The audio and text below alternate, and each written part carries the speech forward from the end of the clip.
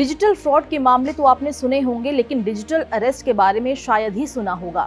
भोपाल से सामने आया है एक ऐसा चौंकाने वाला मामला जिसमें एक शख्स को डिजिटल रूप से कैद किया गया। कैसे, आइए जानते हैं पूरी कहानी।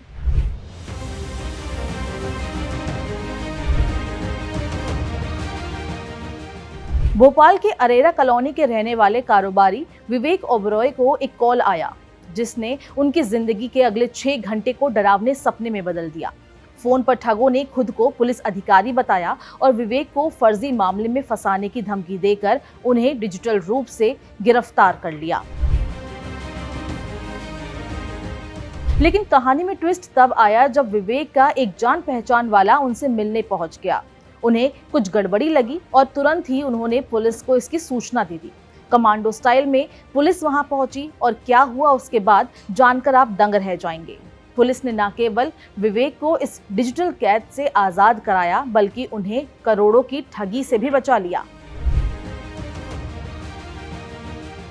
तो आइए समझते हैं ठगी के इस पूरे खेल को। दोपहर करीब 1 बज रहे थे। विवेक को कॉल आया। कॉलर ने खुद को ट्राई लीगल सेल का अधिकारी बताया और आरोप लगाया कि उनके आधार कार्ड से कई सिम कार्ड्स खरीदे गए हैं, जिनसे फर्जी बैंक खाते खोले गए और मनी लॉन्ड्रिंग हुई। फिर उन्हें मुंबई क्राइम ब्रांच के फर्जी नंबर पर कॉल करने को कहा गया। विवेक को वीडियो कॉल पर 3 ठगों ने पुलिस की वर्दी में दिखाया। उन्हें धमकी दी गई कि वे कहीं नहीं जा सकते, यहाँ तक कि खाना पीना और टॉयलेट की भी मनाही थी। ये सब कुछ एक डिजिटल जेल जैसा था, जहां उन्हें कैद कर लिया गया था। शाम के करीब 6 बजे विवेक का एक पड़ोसी उनसे मिलने वहां पहुंचा था। पत्नी ने जब उसे पूरी कहानी सुनाई तो उसने तुरंत राज्य साइबर क्राइम सेल के एडीजी योगेश देशमुख को कॉल की। असली पुलिसकर्मी मौके पर पहुंचे और कई बार दरवाजा खटखटाने के बाद भी जब दरवाजा नहीं खुला तो बाहर से ही उन्होंने चिल्लाया और कहा कि ये ठग हैं। बस इसी के बाद स्क्रीन ब्लैकआउट हो गई और ठगों का जाल ध्वस्त हो गया। विवेक को डिजिटल अरेस्ट से आजादी मिली और एक बड़ी ठगी से बच गए। भोपाल पुलिस को कल रात को एक जानकारी मिली थी कि कुछ व्यक्ति है जो कह रहा है कि उनके पूरे परिवार में सभी का इंटरोगेशन हो रहा है, इसलिए वो किसी से मिल नहीं सकते हैं।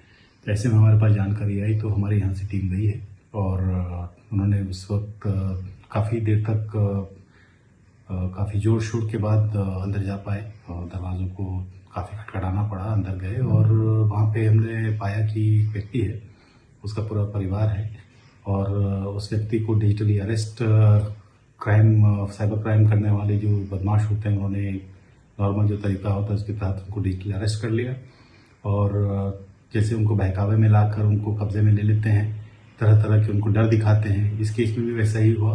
उनको उनके सिम नंबर किसी केस में, क्राइम के केस में, ड्रग के केस में, सीबीआई के केस में, ईडी के केस में, ऐसा करते करते उनको फंसा लिया और उनको उलझा दिया और कहा कि अगर आप बाहर जाएंगे तो आपका एकदम पुलिस अरेस्ट कर लेगी, हमको आपका पूरा वेरीफाई करना है।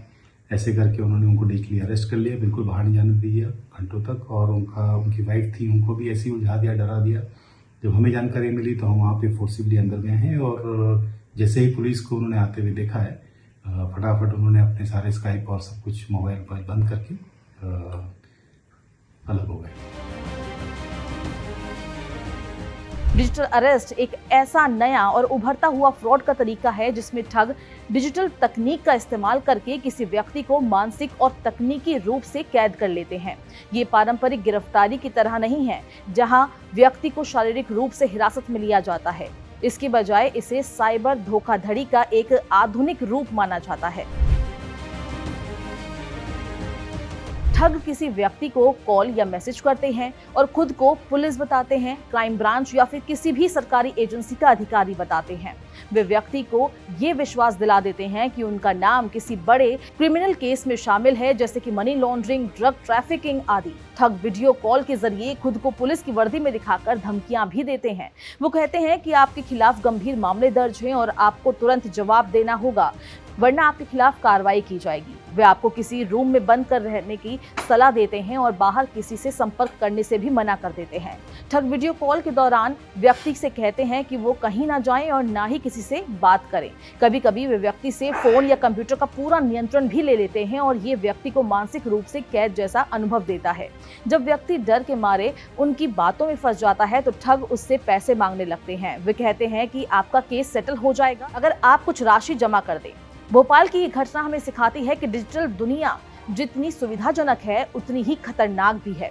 हमेशा सतर्क रहें और किसी भी संदिग्ध कॉल को हल्के में ना लें।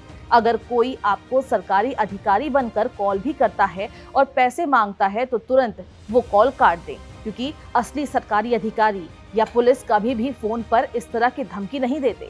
ऐसी कॉल्स या मैसेज करने पर तुरंत स्थानीय पुलिस स्टेशन में संपर्क करें।